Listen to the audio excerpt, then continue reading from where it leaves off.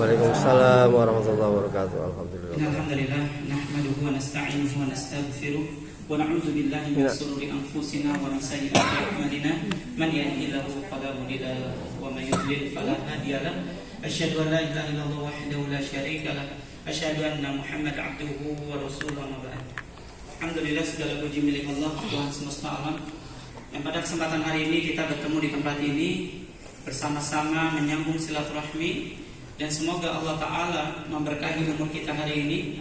Semoga Allah ampuni dosa-dosa kita hari ini. Dan semoga Allah kuatkan iman kita dalam kebersamaan ini. Salawat dan salam semoga tercurah kepada Nabi kita, Nabi Muhammad SAW.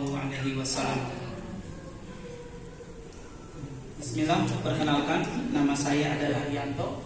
Saya adalah salah satu trainer rehapati, yang dimana Rehapati adalah yayasan sosial dakwah yang bergerak di bidang tazkiyatun nafs dan ruqyah syariah.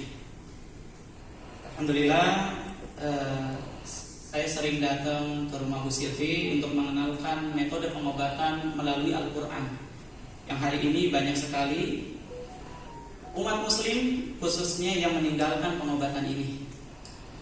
Alhamdulillah, kemarin juga saya baru dari Bandung, Pak, untuk meruqyah salah satu pasien terindikasi kanker, yaitu kanker usus. Subhanallah, ketika beliau seharinya itu 10 juta, sekali nginepnya itu 10 juta. Saya bilang, kalau dikalkulasikan Ibu, berapa? Mungkin 30 hari baru keluar dari rumah sakit ini Ustaz, di Bandung. Rumah sakit terlengkap di Bandung. Kalau 30 hari berarti berapa Pak Bu? 300 juta. Dan itu pun belum tentu sembuh. Baik, saya sebenarnya ingin sekali mengenalkan bagaimana sih kita tahu penyakit kita ini bisa diruqyah atau tidak. Karena mungkin banyak yang bertanya, banyak yang sudah berobat juga, mungkin gak sembuh-sembuh, puluhan tahun, ya, bertahun-tahun gak sembuh-sembuh. Maka apabila memang kita tidak sembuh-sembuh dengan obat dokter yang sama, obat yang sama, dan rumah sakit yang sama, harusnya kita mencari obat lain. Dan Rasulullah SAW mengatakan, apabila penyakit bertemu dengan obat dan obatnya itu tepat dengan penyakitnya, maka penyakitnya akan sembuh atas izin Allah. Hanya saja di sini banyak yang ketika sembuh Allahnya ditinggalkan. Maka ini pentingnya Pak, kita belajar lagi supaya ketika kita sakit ini kita bisa mengetahui apakah ini ujian buat kita. Karena gak semua sakit itu ujian. Ada itu musibah sebagai penggugur dosa, ada itu peringatan, ada itu hukuman atau azab. Yang kelima, ada itu jalan kematian. Seperti itu. Baik, enakan sebenarnya ada gambar ya. Kalau lihat di situ kelihatan gak ya? Kelihatan ya? Boleh?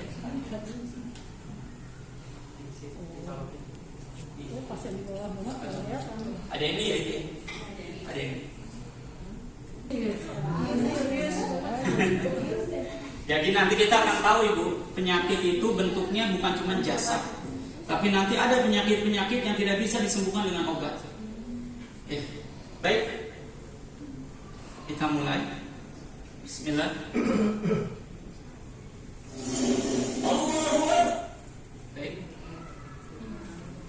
Ini adalah Akademi Ruqyah Syariah. Saya telah mengikuti 2 kali akademi ini untuk menyempurnakan ilmunya.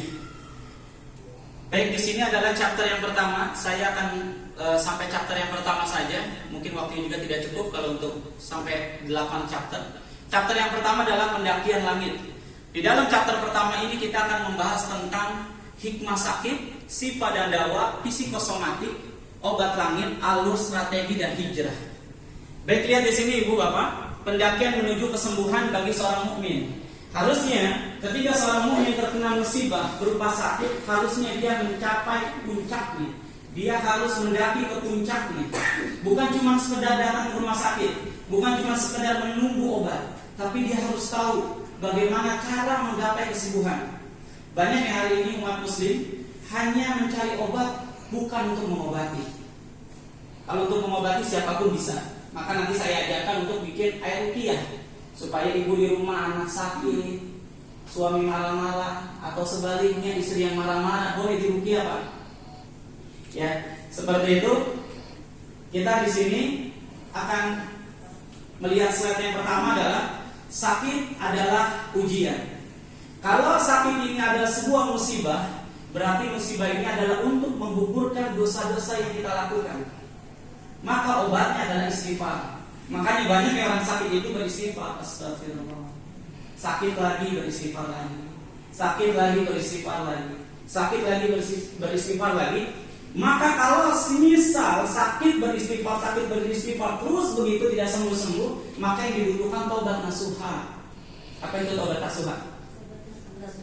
Taubat yang sebenar-benarnya. Bagaimana taubat nasuha itu? Bukan ibu sholat taubat, bukan juga begitu. Tapi taubat nasuha adalah meninggalkan dengan penuh penyesalan dan tidak mendekati. Begitu ibu. Kalau ibu masih, maaf ya, hari ini misalkan berobat dengan cara yang salah atau berobat dengan cara ke dukun. Ibu taubat, udah saya tidak mau lagi ke dukun, tapi mendekati. Berobat lagi dukun ini, berobat lagi ke sini. Nah, maka itu bukan obat namanya. Ya.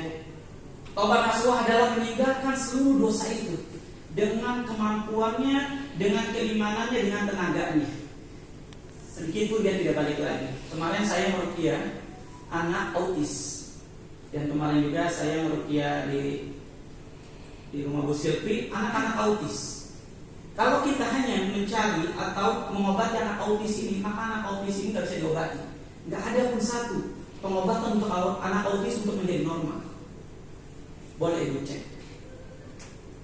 Kemarin saya ke Tangerang, anak autis ini ibu selama 5 tahun dia mencari obat, kemana-mana dia pasti cari. Mungkin udah ratusan juta dia habis. Lalu dia undang saya. Pas undang saya ngobrol-ngobrol, saya bilang, Pak, itu jimat bukan Pak? Oh iya Ustaz, itu dikasih sama mertua saya. Coba Pak, copot jimatnya, dicopot. Oh iya Pak, ini jimat Pak, jangan pakai jimat. Ustaz, saya selama berobat itu yang penting sembuh. Iya, itu menggadaikan akidah. Buat apa sembuh tapi masuk neraka? Saya bilang begitu. Lalu anaknya ngamuk-ngamuk tiba-tiba, menangis ngamuk-ngamuk. Lalu saya ambil anaknya ini, lalu saya peluk. Lalu saya baca Al-Fatihah. Enggak sampai selesai Al-Fatihah, anak ini diam dan bapaknya menangis. Anak ini diam dan bapaknya menangis. Selama ini saya tidak pernah membacakan Al-Quran kepada anak saya. Jadi selama ini dia berobat 5 tahun keliling-keliling, tapi tidak pernah membacakan Al-Quran kepada anaknya. Saya bilang, Pak, kalau sudah begini, Bapak nggak boleh minum obat lagi anaknya. Ternyata ibu dia dikasih obat, salah satu obat gangguan jiwa. Autis masuk gangguan jiwa atau bukan? Bukan. Tapi dikasihnya gangguan jiwa. Dan dosisnya tinggi untuk orang dewasa. Sampai saraf motoriknya terganggu. Dia kadang berdiri sendiri, nggak bisa bicara. Bisa jadi karena efek obat. Baik, berarti kalau misalkan dia sakit beristighfar, maka bukan lagi istighfar yang dibutuhkan, tetapi taubat nasuha. Sudahkah kita bertobat hari ini? Sebentar lagi bulan puasa, jangan sampai bulan puasa hanya kita menahan dahaga dan lapar saja.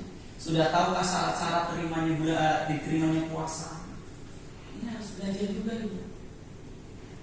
Jangan sampai kita, kata Rasulullah, ada di zaman dahulu seorang yang dia sholat 60 tahun tapi satu pun sholatnya tidak diterima. Harusnya kita khawatir. Ayo jujur, belajar wudu terakhir kapan? Kapan terakhir belajar wudu? Jangan-jangan wudunya masih sama kayak zaman SD. Bisa jadi zaman SD ada kesalahan. Ayo ibu-ibu nih, batas wanita auratnya dari mana ketika sholat? Biasanya dibuka nggak ininya? Nah, itu tuh. Ini aurat. Coba berapa tahun kita sholat salah kayak begitu? Makanya harus ada belajar lagi, perbaiki lagi. Baik, di sini lihat kesulitan hidup, peringatan musibah, ujian, azab, dan jalan kematian. Hari ini saya yakin ibu akan diuji 8 hal oleh Allah. Selama dia masih hidup pasti diuji 8 hal sampai detik ini.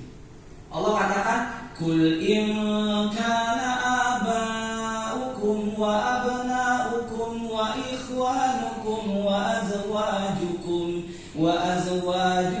wa ashiratukum wa amwalan qataraftumuha wa tijarah takhshawna kasadaha wa masakin." Katakanlah kalian akan diuji dengan orang tua kalian. Pasti ada yang diuji dengan orang tuanya. Pasti ada yang diuji oleh wa abna'ukum, anak-anaknya. Anak yang gak bisa dibilangin, anaknya yang melawan, anak yang menyusahkan. Wa ikhwanukum, pasti ada yang diuji dengan saudaranya. Wa azwajukum, pasti ada yang diuji dengan pasangannya. Wa ashiratukum, pasti ada yang diuji dengan keluarganya. Tijarah, pasti hari ini masih ada yang diuji dengan perniagaannya yang takut rugi, dagangan yang takut bangkrut. Pasti ada yang diuji dengan rumahnya, hartanya. Ada 8. Harta dengan perniagaan beda. Perniagaan dulu, harta baru rumahnya. Dan pasti yang duduk di sini termasuk saya pun diuji dengan 8. Baik, maka ingat ibu, bisa jadi ujian itu adalah peringatan. Ibu dikasih suami yang gak mau sholat misalnya, atau suami dikasih istri yang membangkang. Lihat ibu, apakah istri atau suami ini bermasalah kehidupan rumah tangganya? Apakah ini peringatan dari Allah? Kapan peringatan ini berhenti? Sampai ibu dan bapak ingat. Seperti alarm ini, Pak. Kapan alarm ini berhenti? Ada yang pasang alarm nggak kalau subuh? Ada ya? Kapan berhenti alarm ini? Ketika bangun. Ketika ingat. Kalau selama nggak ingat, nggak akan. Ini menjadi peringatan, bisa jadi musibah buat ibu sebagai penggugur dosa. Dan jangan berkata hari ini kita bahwa sebelum kita muhasabah lalu berkata pasti diuji sama Allah. Belum tentu ibu. Kalau Allah menguji manusia, menguji hambanya, dia akan memberikan masalah. Bukan memberikan kekayaan, bukan sukses di dunia, bukan. Tapi memberikan masalah. Dan dia tetap sholat, dan dia tetap zakat, dan dia tetap beriman kepada Allah. Saya di Maluku Utara, di sana ada satu pulau. Semuanya orang-orang Muslim. Satu pulau itu nggak ada satupun orang Kristen, Muslim semua. Tetapi 80% banyak menggunakan pengobatan dengan cara yang syirik. Melakukan pengobatan dengan cara yang syirik. Ya, bisa jadi kalau ujian itu ibu sedang dinaikkan derajatnya kepada sama Allah. Kata Allah, apabila aku mencintai seorang hamba, maka aku akan mengujinya. Kalau dia ridho, aku pun akan ridho. Kalau dia tidak suka, aku akan murka. Diberikan lagi masalah yang lain. Seperti itu. Lalu yang keempat adalah azab. Bertahun-tahun sakit, bertahun-tahun ditimpa masalah dalam kehidupannya.